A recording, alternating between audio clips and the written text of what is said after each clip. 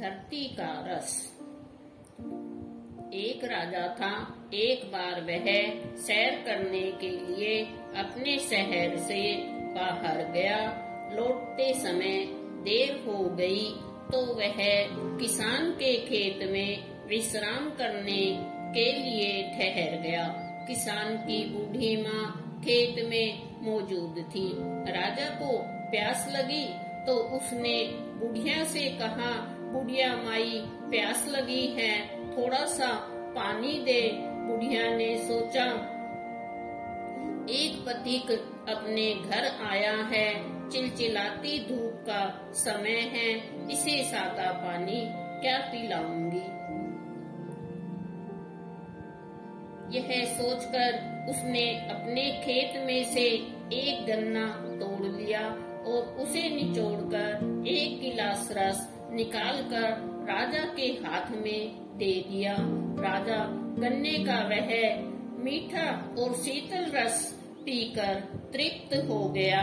उसने बुढ़िया से पूछा, माई राजा तुमसे इस खेत का लगान क्या लेता है। बुढ़िया बोली, इस देश का राजा बड़ा दयालु है, बहुत थोड़ा लगान लेता है। मेरे पास 20 बीघा खेत है, उसका साल में 1 रुपया लेता है। राजा के मन में लोभ आया। उसने सोचा, 20 बीघा के खेत का लगान 1 रुपया ही क्यों हो। उसने मन में तय किया कि शहर पहुंचकर इस बारे में मंत्री से सलाह करके गन्ने के खेतों का लगान बढ़ाना चाहिए। यह विचार करते करते उसकी आंख लग गई। कुछ देर बाद वह उठा तो उसने बुढ़िया माई से फिर गन्ने का रस मांगा। बुढ़िया ने फिर गन्ना तोड़ा और उसे निचोड़ा, लेकिन इस बार बहुत कम रस निकला। मुश्किल से चौथाई गिलास भरा होगा।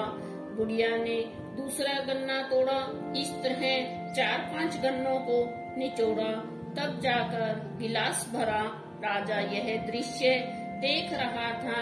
उसने बूढ़ी माँ से कहा, बुढ़िया माई पहली बार तो एक गन्ने से ही पूरा गिलास भर गया था, इस बार वही गिलास भरने के लिए 4-5 गन्ने तोड़ने पड़े, इसका क्या कारण है।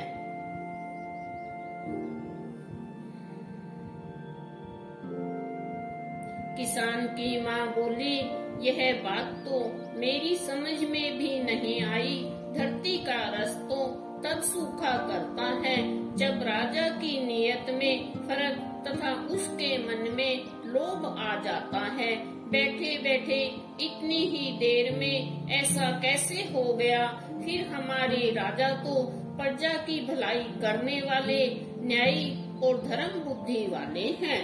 उनके राज्य में धरती का रस कैसे सूख सकता है। बुढ़िया का इतना कहना था कि राजा को चेत हो गया कि राजा का धर्म प्रजा का पोषण करना है, शोषण करना नहीं, और उसने तत्काल लगान न बढ़ाने का निर्णय कर लिया। हमारा जीवन भी इसी तरह है। जब तक हम में दया भाव, दिल की स्वच्छता रहती है, हम ऊंचाइयों को छूते हैं। हमारे अंदर जैसे ही लोभ आ जाता है, हम नीचे गिरते जाते हैं। जीवन की सफलता हमारे सोच पर निर्भर है। जय श्री राम।